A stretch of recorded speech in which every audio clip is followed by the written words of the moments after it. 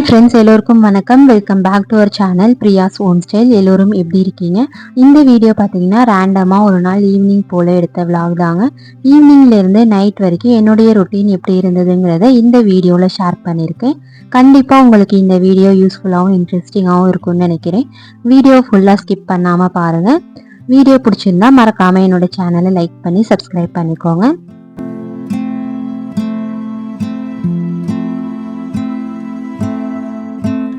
டைம்னால எப்போதுமே டீ கூட ஏதாவது ஸ்நாக்ஸ் செஞ்சு வச்சு சாப்பிடுவோங்க. இது இன்கேஸ் வீட்டில் செய்யலைனாலும் ஏதாவது ஸ்நாக்ஸ் வந்து கடையில் வாங்கி வச்சு சாப்பிடுவோம். இது இப்போன்னு இல்லை, ஸ்கூல்லேருந்து இந்த ஹேபிட் வந்து இருக்குது. ஸோ அதனால இன்னைக்கு பார்த்தீங்கன்னா ஈவினிங் ஸ்நாக்ஸுக்கு காலிஃப்ளவர் வந்து வீட்டில் இருந்தது. இப்போல்லாம் பார்த்தீங்கன்னா காலிஃப்ளவர் வந்து ரொம்ப மலிச்சமாக கிடைக்குது. நான் வந்து ஒரு பெரிய பூவே கம்மியான ரேட்டுக்கு வந்து வாங்கிட்டு வந்திருந்தேன். அதனால பூ வந்து நிறையா இருந்தது. ஸோ ஈவினிங் வந்து காலிஃப்ளவர் சில்லி தாங்க ஸ்நாக்ஸுக்கு வந்து ரெடி பண்ணியிருந்தேன்.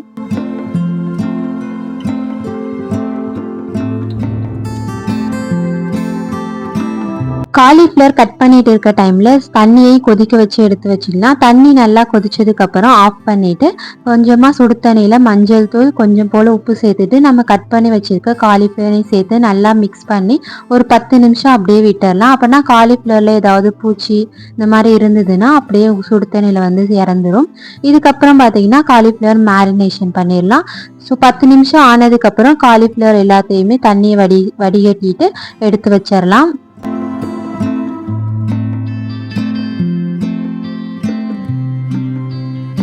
இப்போ காலிஃப்ளவர் சில்லி மேரினேஷனுக்கு 4 டீஸ்பூன் வந்து கார்ன்ஃப்ளவர் மாவு சேர்த்துருக்கேன். கார்ன்ஃப்ளவர் மாவு எவ்வளோ எடுத்துருக்கோமோ அதில் பாதி அளவு வந்து அரிசி மாவு சேர்த்துக்கணும். அதனால் 2 டீஸ்பூன் வந்து அரிசி மாவு சேர்த்துக்கிறேன். இதுக்கப்புறம் பார்த்தீங்கன்னா 1 டீஸ்பூன் வந்து இஞ்சி பூண்டு பேஸ்ட் சேர்த்துக்கலாம். நான் வந்து பஜ்ஜி போண்டா மாவு வந்து 1 டீஸ்பூன் சேர்த்துக்குவேன். அப்படி இல்லைன்னா நீங்கள் கடலை மாவு 1 டீஸ்பூன் சேர்த்துக்கலாம். கலருக்காகவும் காரத்துக்காகவும் நான் வந்து காஷ்மீரி ரெட் சில்லி சேர்த்துக்கிறேன். அப்புறம் பார்த்தீங்கன்னா கறி மசாலா தூள் இது சேர்த்துட்டு தேவையான அளவு உப்பு சேர்த்து கொஞ்சம் கொஞ்சமாக தண்ணி ஊற்றி ஒரு பேஸ்ட் போல் நம்ம வந்து நல்லா மிக்ஸ் பண்ணி எடுத்துக்கலாம். ரொம்ப தண்ணியாக இருக்கக்கூடாது.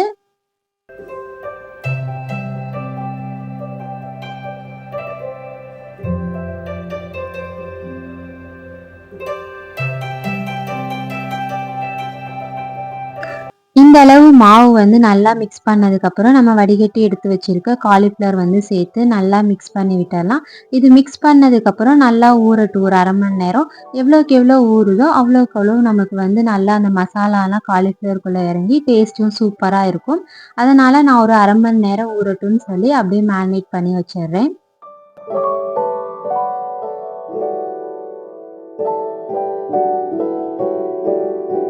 இப்போ 1/2 அன் ஹவர் ஆனதுக்கப்புறம் ஒவ்வொன்றா நான் பொரிச்சு எடுத்துக்கிறேன். ஒரு கடாயில் வந்து தேவையான அளவு எண்ணெய் ஊற்றிட்டு எண்ணெய் வந்து காஞ்சதுக்கப்புறம் மீடியம் ஃப்ளேமில் வச்சுட்டு பொரிச்சு எடுத்தோன்னா நமக்கு வந்து நல்லா வெந்து வரும். ஹை ஃப்ளேமில் வச்சுட்டோன்னா மேலே எல்லாமே சீக்கிரம் கருகுன மாதிரி ஆகிரும், உள்ளே வந்து வேகாத மாதிரி இருக்கும்.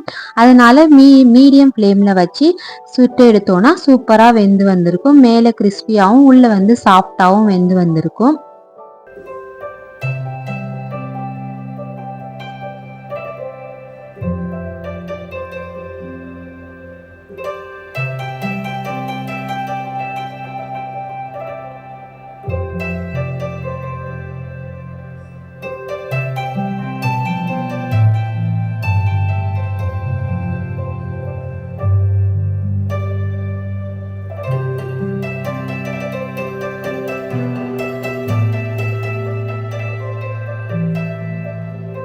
காலிஃப்ளவர் சில்லி எல்லாத்தையுமே பொரிச்சு எடுத்ததுக்கப்புறம் ஒரு பேட்ச் மட்டும் எடுத்து வச்சுருந்தேன். அதில் பார்த்தீங்கன்னா கோபி மஞ்சூரியன் வந்து செய்யலான்னு. அதுக்கு பார்த்தீங்கன்னா ஒரு பேனில் 2 டேபிள் ஸ்பூன் வந்து எண்ணெய் சேர்த்துட்டு கொஞ்சம் போல் பூண்டு அப்புறம் இஞ்சி இது எல்லாத்தையுமே நான் நல்லா துருவி வச்சுருக்கேன். அதை சேர்த்துட்டு கருவேப்பிலை சேர்த்துட்டு ஸ்லைஸாக கட் பண்ணி வச்சுருக்க வெங்காயம் அப்புறம் குடமிளகாய் இது 2ஐயும் சேர்த்து தேவையான அளவு உப்பு சேர்த்து நல்லா மிக்ஸ் பண்ணி விட்டுக்கலாம். ஒரு 2 நிமிஷம் நல்லா மிக்ஸ் பண்ணதுக்கப்புறம் சாஸ் ஐட்டம் வந்து சேர்த்துக்கலாம். நான் வந்து டொமேட்டோ சாஸ் அப்புறம் சில்லி சாஸ் அதுக்கப்புறம் சோயா சாஸ் இது 3ஐயும் நல்லா மிக்ஸ் பண்ணி எடுத்து வச்சுருக்கேன்.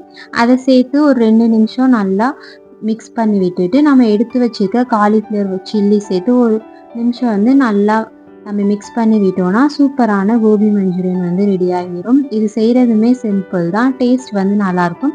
காலிஃப்ளவர் சில்லி வந்து தனியாக சாப்பிட்றதுக்கு பிடிக்காதுன்னா இந்த மாதிரி செஞ்சு சாப்பிட்டா டேஸ்ட் வந்து நல்லாயிருக்கும். லாஸ்ட்டாக பார்த்தீங்கன்னா சில்லி ஃப்ளேக்ஸ் மட்டும் ஆட் பண்ணிக்கிறேன், இல்லைன்னா கொத்தமல்லி தலையும் ஆட் பண்ணிக்கலாம்.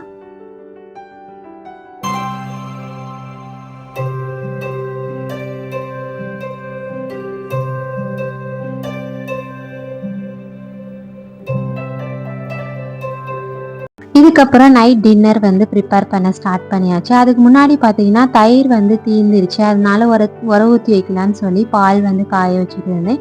எப்போதுமே வீட்டில் வந்து தயிர் வச்சுக்கிறது நல்லதுங்க. இன்கேஸ் நமக்கே முடியலைங்கிறப்ப சிம்பிளாக தயிர் சாதத்தை செஞ்சிடலாம். அப்படி இல்லைன்னா ஏதாவது ஒரு நாள் வந்து சாம்பார் குழம்பு வைக்கும்போது தீர்ந்துருச்சுன்னா இந்த சமயம் வந்து தயிர் வந்து நம்ம சேர்த்துக்கலாம். அதனால எப்போதுமே நான் வந்து வீட்டில் வந்து தயிர் உர ஊற்றி வச்சுக்குவேன். அதுக்கப்புறம் நைட் டின்னருக்கு பார்த்தீங்கன்னா சிம்பிளாக வந்து வெண்பொங்கல் வச்சுட்டு தேங்காய் சட்னி தாங்க ரெடி பண்ண போகிறேன்.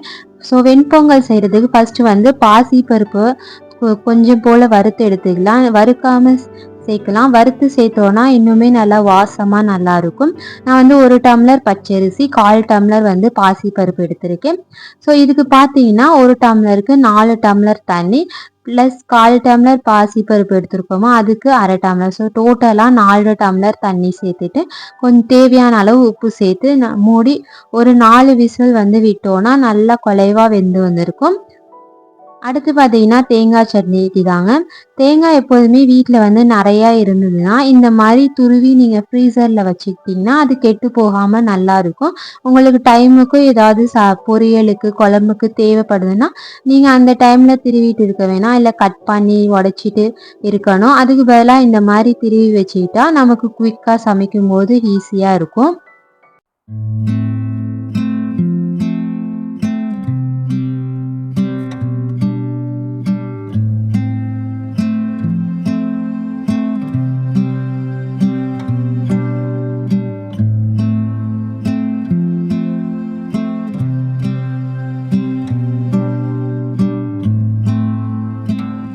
8 மணிக்குள்ள டின்னர்லாம் சாப்பிட்டு முடிச்சாச்சுங்க. இதுக்கப்புறம் பார்த்தீங்கன்னா கிச்சனை வந்து க்ளீன் பண்ணிவிட்டு பாத்திரத்தை எல்லாத்தையுமே விளக்கி வச்சுட்டா அவ்வளோதாங்க, இன்னையோட நைட் ஒர்க் வந்து முடிஞ்சிடும். எப்போதுமே நைட் டைம் மட்டும் கிச்சனையும் க்ளீன் பண்ணிவிட்டு பாத்திரத்தையும் விளக்கி வச்சுட்டா மார்னிங் வந்து நமக்கு குக் பண்ணுறதுக்கு ஈஸியாக இருக்கும்.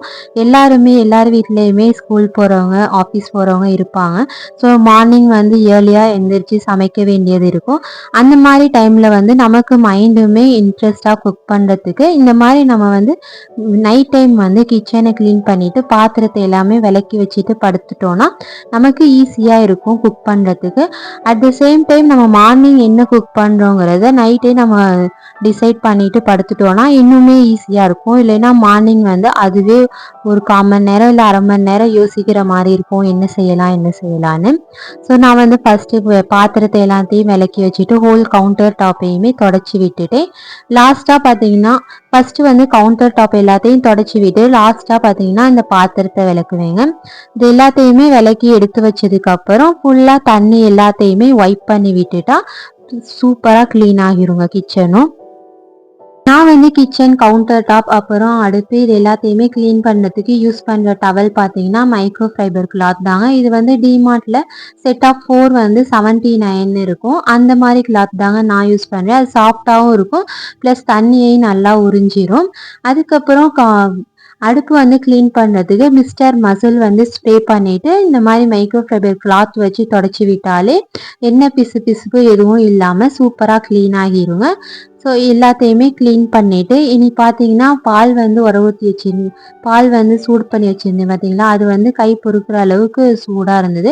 இந்த டைமில் வந்து ஊற்றி வச்சோன்னா கரெக்டாக இருக்கும். நம்ம பால் வந்து தயிருக்கு ஊற்றி வைக்கும்போது நல்லா சூடு ஆண்டி ஜில்லுன்னு இருக்கும்போது ஊற்றாமல் கொஞ்சம் வெதுன்னு இருக்கும்போது ஊற்றுனா இன்னுமே தயிர் வந்து டேஸ்ட்டாக இருக்கும். இதுக்கப்புறம் நாளைக்கு மார்னிங் பார்த்தீங்கன்னா சப்பாத்தியும் பட்டாணி கிரேவியும், அதுக்கப்புறம் லஞ்சுக்கு வந்து வெஜ் பிரியாணி தாங்க ரெடி பண்ண போகிறேன். அது ரெண்டுக்குமே பச்சை பட்டாணி வந்து தேவைப்படும். அதனால் இன்றைக்கி நைட்டே பச்சை பட்டாணியை வந்து ஊற வச்சுட்டேங்க. அவ்வளோதாங்க, இதோட இந்த வீடியோ வந்து முடியுது. கண்டிப்பாக உங்களுக்கு இந்த வீடியோ யூஸ்ஃபுல்லாக இருக்கும்னு நினைக்கிறேன். வீடியோ பிடிச்சிருந்தா மறக்காமல் என்னோட சேனலை லைக் பண்ணி சப்ஸ்கிரைப் பண்ணிக்கோங்க. தேங்க்ஸ் ஃபார் வாட்சிங்.